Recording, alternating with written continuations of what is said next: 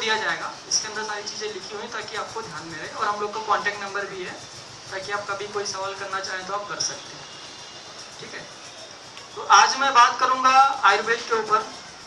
ठीक है, कि आज जो इतनी बीमारियां, हमें इतनी बीमारियां क्यों आती हैं, किस कारण से आती हैं, लोग इतने बीमार क्यों हैं, और अगर हमें कोई बीमारी आ गई तो वो कैसे ठीक करना है बिना किसी डॉक्टर के पास गए या बिना किसी भारी भरकम खर्चे के।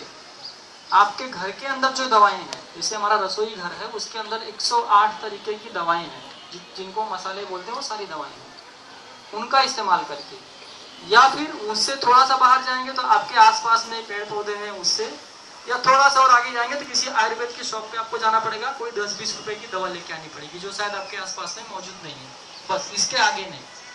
और ये इलाज ऐसे हैं कि आप छोटा सर्दी जुकाम से लेके कैंसर तक का इलाज आप स्वयं कर सकते हो। ठीक है, तो ये मैं आपको आगे बताऊं, इससे पहले थोड़ा सा मैं आपको आयुर्वेद के बारे में बात कर लेता हूं और इसकी जरूरत क्या है वो बात कर लेता हूं। आयुर्वेद का नाम आप सबने सुना है, चिकित्सा शास्त्र, जैसे एलोपैथी है, होम्योपैथी है, यूनानी है, बहुत सारी पद्धतियां, वैसे एक आयुर्वेद। और ऐसा माना जाता है कि ये लाखों वर्ष पुराना शास्त्र है आयुर्वेद का। अभी जैसे हम एलोपैथी की बात करें तो लगभग 400-500 साल पुरानी वो पद्धति है, उसके पहले थी नहीं। लेकिन आयुर्वेद, आप किससे कहानियां पढ़ते हैं, आपने रामायण की कहानियां सुनी है, महाभारत की कहानियां सुनी है, उसमें भी आपको आयुर्वेद का जिक्र मिल जाएगा। जैसे रामायण की मैं बात करूं तो उसका काल तो लगभग 15 लाख साल पुराना है, और उसमें आपने ये तो जरूर सुना होगा कि हनुमान जी एक जड़ी बूटी लेने के लिए गए थे लक्ष्मण जी को मूर्छा आने के बाद में, संजीवनी, गंधमार्दन पर्वत जो उड़ीसा में है वहां से। और नहीं, गंधमार्दन गोवर्धन अलग है, वो श्री कृष्ण जी से जुड़ा हुआ है। गंधमार्दन पर्वत जो है वो उड़ीसा में है, तो उसपे से वो संजीवनी बूटी लेकर श्रीलंका गए थे, जो अभी भी है। और उस पर्वत पे आज की तारीख में 16,000 से ज्यादा जड़ी बूटियां हैं आज की तारीख में। और आयुर्वेद में अगर आप सारी जड़ी बूटियों को गिनेंगे तो लगभग 84,000 है।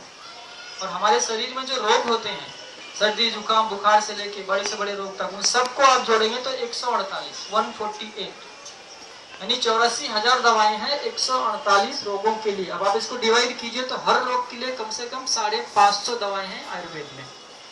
यानी मैं आपको किसी रोग का यहाँ पे इलाज बताऊंगा तो शायद कुछ होगा, कोई और बताएगा तो कुछ और होगा, कोई और बताएगा कुछ और होगा, लेकिन काम सारे करेंगे। तो यानी आयुर्वेद उस समय भी था, वैद्य सुसेन उस समय थे। फिर आप महाभारत की कहानी पढ़ेंगे तो उसमें आपको यह मालूम पड़ता है कि 18 दिन जो युद्ध चला, उसमें उस समय इस तरह का आयुर्वेद शास्त्र था और ऐसे वैद्य थे कि जो सिपाही या सैनिक दिन भर लड़ते थे और शाम को घायल होते थे, रात भर में उनका इस तरीके से इलाज किया जाता था कि उनके घाव सुबह तक भर जाते थे और अगले दिन वो फिर लड़ते थे।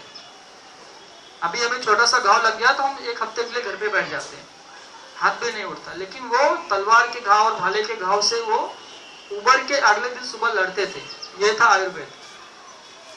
आज भी है लेकिन ये थोड़ा लुप्त हो गया और उसको भी जिंदा करने की जरूरत है। और अभी एक ही ऑप्शन ही बचा है, अभी तो सारी दुनिया उसी तरफ जा रही है, अमेरिका जैसे देश भी अभी उसी तरफ जा रहे हैं।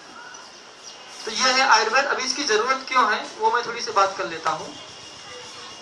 अमेरिका का मैंने नाम लिया, आज की तारीख में किसी भी चीज की अगर बात होती है, डेवलपमेंट की होती है, अमीरी की होती है, या मॉडर्निज्म की बात होती है, तो अमेरिका का नाम सबसे पहले आता है। अमेरिका, किसी को बाहर जाना है कहाँ पे, अमेरिका। ठीक है, तो आज की डेट में पॉपुलेशन के हिसाब से प्रति व्यक्ति सबसे ज्यादा डॉक्टर अमेरिका के अंदर है, प्रति व्यक्ति। पॉपुलेशन तो हमसे कम है लेकिन एक व्यक्ति पे कितने डॉक्टर वो अगर जोड़ने जाएंगे, सबसे ज्यादा अमेरिका में, सबसे ज्यादा हॉस्पिटल अमेरिका में, सबसे ज्यादा। और डॉक्टर ज्यादा है तो सबसे ज्यादा क्लिनिक भी वहां पे है। और जो लोग वहां के हैं, जो जनता है वहां की, वो पैसे के मामले में बहुत अच्छी है, मतलब गरीब नहीं है कि ऐसा नहीं कि उसको कोई बीमारी हो गई और इलाज नहीं करा सकते, पैसे उनके पास भरपूर, वो इलाज पक्का करा सकते हैं। और इनकेस कोई है भी ऐसा तो वहां के सरकारों ने ऐसे कानून नियम बनाए हैं कि कोई भी आदमी बिना इलाज के नहीं मरना चाहिए, उसका फ्री में इलाज हो जाएगा। तो दुनिया के सबसे अच्छे डॉक्टर, सबसे अच्छे हॉस्पिटल, सबसे ज्यादा हॉस्पिटल, सबसे ज्यादा क्लिनिक, सब कुछ। लेकिन अगर बीमारियां देखेंगे तो जितनी हमारे यहाँ पे उससे ज्यादा वहां पे है, और बीमारों की संख्या भी यहाँ से ज्यादा है वहां पे। जैसे आज हमारे देश में क्या हो रहा है, सरकार हेल्थ के लिए बजट बनाती है, हर साल उसको बढ़ाते जा रहे हैं, नए नए हॉस्पिटल खुल रहे हैं, डॉक्टर आ रहे हैं, क्लिनिक हो रहे हैं। किस लिए कर रहे हैं? कि बीमारियां कम होनी चाहिए और बीमार लोगों की संख्या कम होनी चाहिए, इसलिए कर रहे हैं। लेकिन अभी जो मैंने आपको अमेरिका का एग्जांपल दिया, उससे क्या लगता है ये होने वाला है? नहीं होने वाला है ना, क्योंकि